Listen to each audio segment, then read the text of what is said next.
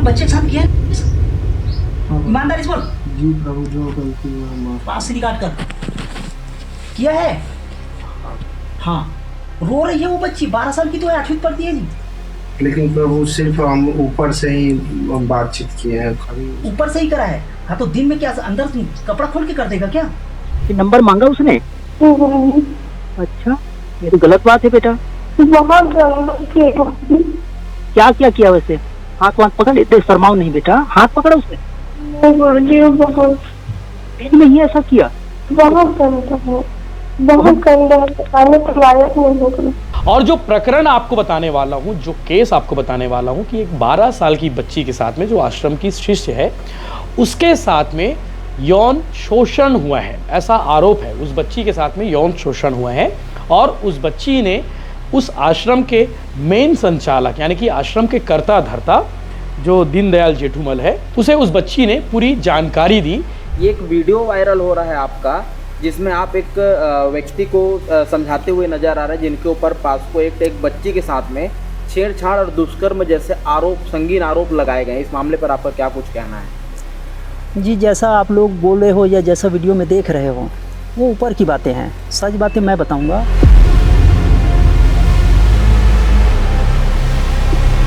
नमस्कार, जय जोहार, जय छत्तीसगढ़। मैं यशवंत साहू, आप देखना शुरू कर चुके हैं भिलाई टाइम्स। और आपने ट्रेलर में देखा होगा बहुत कुछ, एक वीडियो भी देखा होगा जिस पे एक बाबा बैठा हुआ है, उसके सामने एक शख्स बैठा हुआ है, एक ऑडियो भी आपने सुना होगा, पुलिस अधिकारी की बाइट भी आपने सुनी होगी, सबको सुना होगा। सुनने के बाद कुछ तो समझ आया होगा, थंबनेल भी आपने देखा होगा कि कोई आश्रम की कहानी है।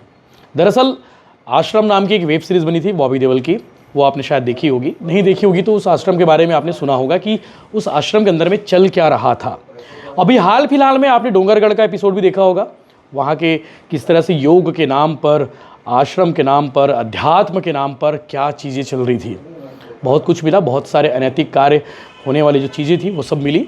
अब जो स्टोरी आपको बताने वाला हूँ, अब जो मामला सामने आया है, ये बालोद जिले का है। बालोद जिले में एक आश्रम है जिसका नाम है दीनदयाल योग वेदांत फाउंडेशन आश्रम, और इसके संचालक है दीनदयाल जेठूमल। और इसमें जो मुख्य आरोपी है जिसके बारे में हम चर्चा करने वाले हैं, उसका नाम है शंभू पंडित। यूपी का रहने वाला है और पिछले 4-5 सालों से इस आश्रम से जुड़ा हुआ है। इस आश्रम में रहना बसना उसका यही काम है। और जो प्रकरण आपको बताने वाला हूँ, जो केस आपको बताने वाला हूँ कि एक 12 साल की बच्ची के साथ में, जो आश्रम की शिष्य है, उसके साथ में यौन शोषण हुआ है, ऐसा आरोप है। उस बच्ची के साथ में यौन शोषण हुआ है और उस बच्ची ने उस आश्रम के मेन संचालक यानी कि आश्रम के कर्ता धर्ता जो दीनदयाल जेठूमल है, उसे उस बच्ची ने पूरी जानकारी दी कि शंभू पंडित नाम का एक आदमी है जो आपके आश्रम में रहता है। उस शंभू पंडित ने मेरे साथ गलत काम किया। अब गलत काम क्या किया? उसे कहता था वो शंभू पंडित कि मैं तुम्हें पसंद करता हूँ, आई लाइक यू, मैं तुमसे हमेशा खुश रखूँगा। इसके साथ साथ उसके कपड़ों को छूना, उसके प्राइवेट पार्ट को पकड़ना, इस तरह के वो कृत्य करता था। लड़की बहुत परेशान हो गई थी, 12 साल की बच्ची है। अब परेशान होने के बाद उसने लगा कि गुरुजी को बताना चाहिए, महाराज जी को बताना चाहिए। तो गुरुजी को इसने बताई बच्ची ने, लेकिन गुरुजी ने उसकी बात को अनसुना कर दिया। अनसुना करने के बाद उस केस को बहुत हल्के में लिया। उसे लगा कि ये अपने इंटरनल मैटर है, हम लोग आपस में निपट सकते हैं। लेकिन बच्ची चाह रही थी कि इस मामले की कार्रवाई होनी चाहिए, बच्ची चाह रही थी कि ये मामला पुलिस तक जाना चाहिए। लेकिन बाबा जी जो दीनदयाल जेठूमल है, उन्होंने उस मामले को दबाने की कोशिश की। अब बच्ची के बताए अनुसार शंभू पंडित का नाम उस बच्ची ने लिया कि शंभू पंडित नाम के आदमी ने उसके साथ गलत काम किया, उसके साथ यौन शोषण करने की कोशिश की या फिर यौन शोषण किया। बाबा जी ने उस शंभू पंडित को बुलाया और बुलाने के बाद एक वीडियो बनवाया। एक तरह से कह सकते हैं कि ये कबूलनामा वीडियो है। तो बाबा जी ने उसकी क्लास ली और 4 मिनट के आसपास का एक वीडियो बनवाया। और ये वीडियो बनाने वाले का नाम है राजवीर यादव उर्फ जयवीर। ये भी उसी आश्रम में काम करता है और बाबा जी ने उस वीडियो को उसी से बनवाया था। और ये पूरा प्रकरण जो है फरवरी का है। फरवरी के 3 दिनों तक यहाँ पे 7, 8, 9 फरवरी को, 8 फरवरी और 9 फरवरी, 7, 8, 9 फरवरी को 3 दिनों तक यहाँ पे कैंप लगा हुआ था। इस कैंप में बहुत सारे लोग आए थे, दूर दराज से लोग आए थे, यूपी, बिहार और आसपास के राज्य के लोग आते हैं और योग करते हैं। तो बाबा ने उससे पूछा कि वो लड़की कौन है, उस लड़की के साथ तुमने क्या किया है, तो पूरा कबूलनामा है। और शंभू पंडित इस बात को उसने कबूल किया कि उसने उस बच्ची के साथ में गलत काम किया, उस बच्ची पर उसकी बुरी नज़र थी। लेकिन बाबा ने इस बात को छिपाने में कोई कसर नहीं छोड़ी। बताइए, 6 महीना पुराना मामला है और ये वीडियो भी 4-5 महीने पुराना वीडियो है। ये वीडियो वायरल कैसे हुआ ये भी आपको बताऊंगा आगे। ये इतने दिनों तक मामला दबा रहा, इतने दिनों तक मामला कोई किसी से कोई मतलब नहीं था, बस मामला एक तरह से कहा जाए तो सेट हो गया था। तो अचानक ये वीडियो और अचानक ये ऑडियो और ये पूरा प्रकरण पिछले 3-4 दिनों से सोशल मीडिया पर तैरना शुरू किया, या फिर सोशल मीडिया में ये पूरा मामला आया। सोचिए, फरवरी का मामला और अभी ये मामला सामने आ रहा है। इसके पीछे की वजह है ये राजवीर उर्फ जयवीर यादव। राजवीर ने बाबा जी को ब्लैकमेल करना शुरू किया कि बाबा जी, मेरे पास वो वीडियो है आपके आश्रम का जिसमें आपने शंभू पंडित से पूछताछ की थी। शंभू पंडित ने पूरी बात कबूल किया था कि मैंने उस बच्ची के साथ में गलत काम किया है, उस वीडियो के बदले मुझे पैसे चाहिए। ऐसी खबर है, ऐसी चर्चा है। तो जयवीर ने बाबा जी को ब्लैकमेल किया और ब्लैकमेल करने के बाद उससे पैसे की डिमांड की। बाबा जी ने शायद पैसे नहीं दिए होंगे और उसके बाद ये वीडियो और ये ऑडियो या पूरा प्रकरण सोशल मीडिया में सामने आ गया। बालोद ज़िले के सोशल मीडिया में सामने आया। बालोद ज़िले के लोग सन्न रह गए कि इतने बड़े आश्रम में ये सब क्या चल रहा है। उसके बाद मामला एसपी साहब के पास पहुंचा, फिर एसपी साहब ने इसमें संज्ञान लिया। संज्ञान लेने के बाद तीनों के खिलाफ में एफआईआर हुई। दीनदयाल जेठुमल, जिसके ऊपर आरोप लगे कि इसने साक्ष्य को छिपाया है, और वीडियो बनाने वाले राजवीर उर्फ जयवीर, और मुख्य आरोपी शंभू पंडित जिसने उस बच्ची के साथ में कृत्य किया था। इन तीनों के खिलाफ में एफआईआर हुई। बीएनएस की धारा 74 और पॉक्सो एक्ट के तहत 821 ये धारा लगी, और उसके बाद इनमें से दीनदयाल जेठुमल को गिरफ्तार किया गया और दीनदयाल जेठुमल ने इस मामले में बेल ले लिया। लेकिन फिलहाल इस मामले में राजवीर और शंभू पंडित फरार हैं। शंभू पंडित मुख्य आरोपी है और राजवीर जिसने वीडियो बनाया था और इसने वीडियो को वायरल किया। तो ये पूरा प्रकरण ये है कि 5-6 महीने पुराना मामला है।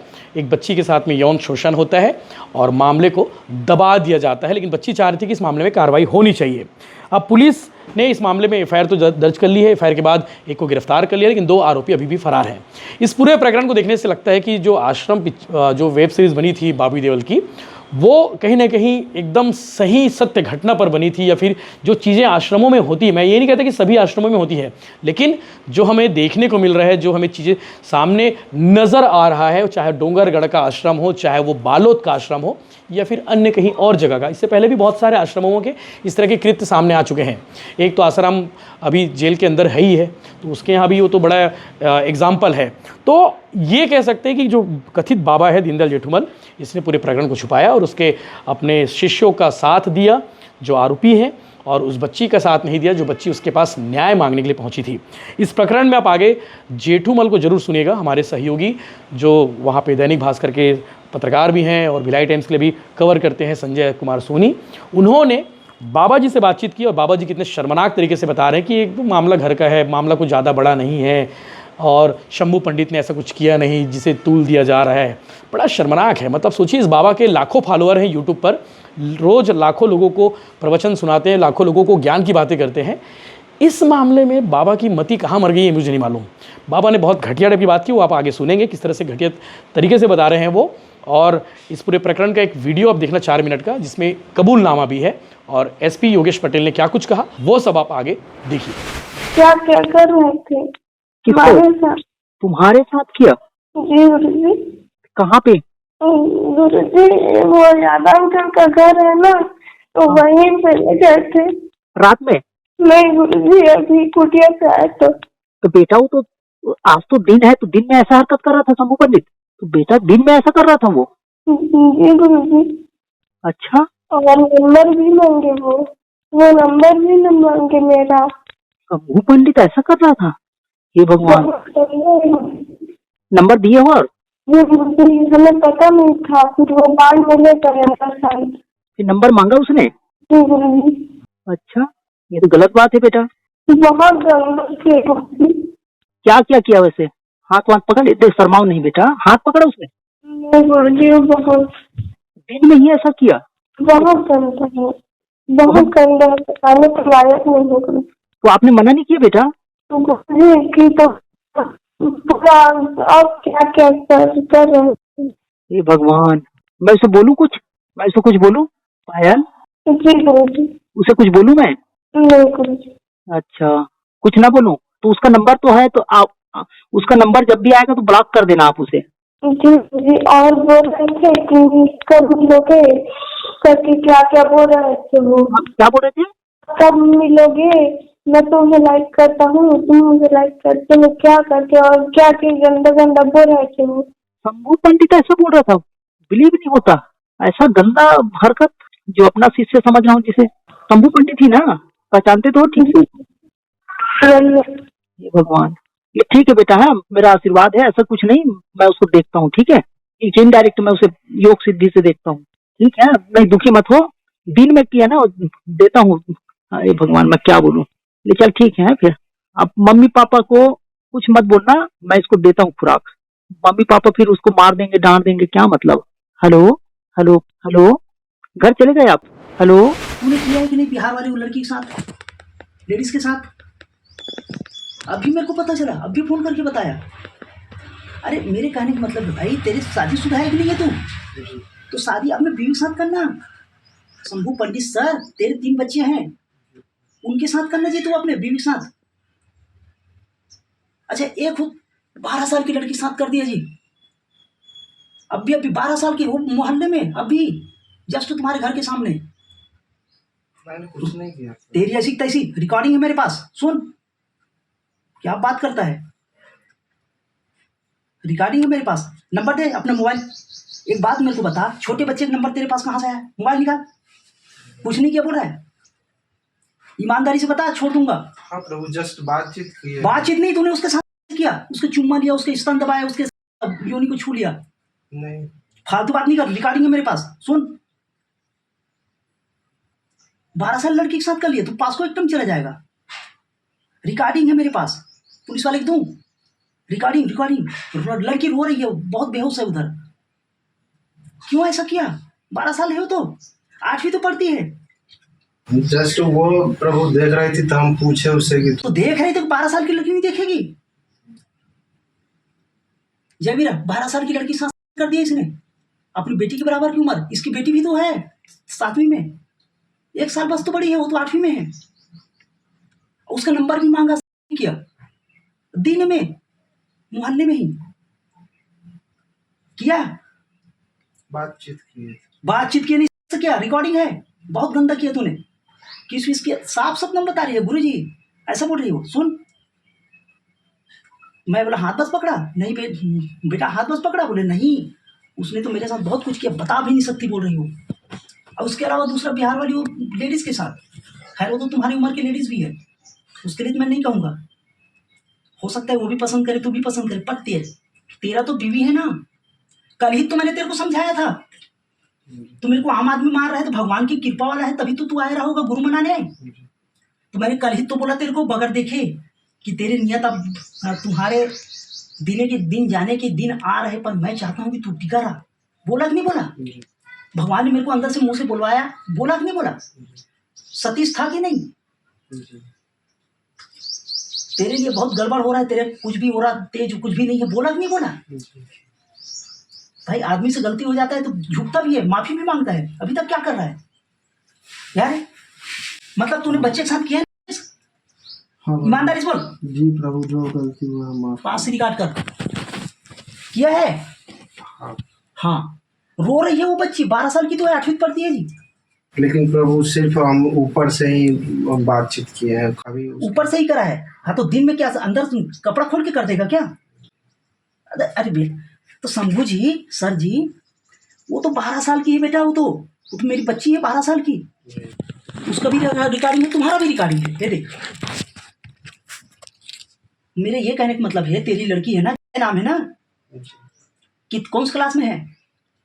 क्लास 5 में है, 5 10 साल हुआ ना, उससे 4 साल ही तो, 2-3 साल ही तो बड़ी है।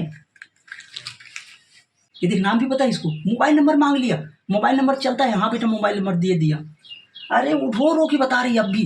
मैं बोला रुक जा बेटा रुक जा, मैं उनको बुलाता हूँ, क्या हुआ बोला, अपने माँ बाप को बताने वाले, तेरे लिए हो गया काम। तेरे अंदर इतना ही तो हाथ भी तो होता है बेटा, हाथ मैं तो बोला हूँ कि ब्रह्मचर्य की कोशिश करो, शादी कर लो, शादी के साथ रहो। तेरे अंदर इतना ही, तेरे तो 3 बच्चे ना, 3 बच्चे, तो जान अब बीवी के साथ क्यों लड़ रहे जी? मैं इतना प्यार से इसलिए बात कर रहा हूँ, मैं चाहता हूँ कि तू सुधरे, पर मैं जान चुका हूँ कि तू खत्म है तेरी कहानी, क्योंकि भगवान की कृपा से मुझे उस दिन पता चला था कि कुछ तो गड़बड़ है इनके अंदर, कुछ तो अनबैलेंस है, ये आदमी खुशकी हो गया है।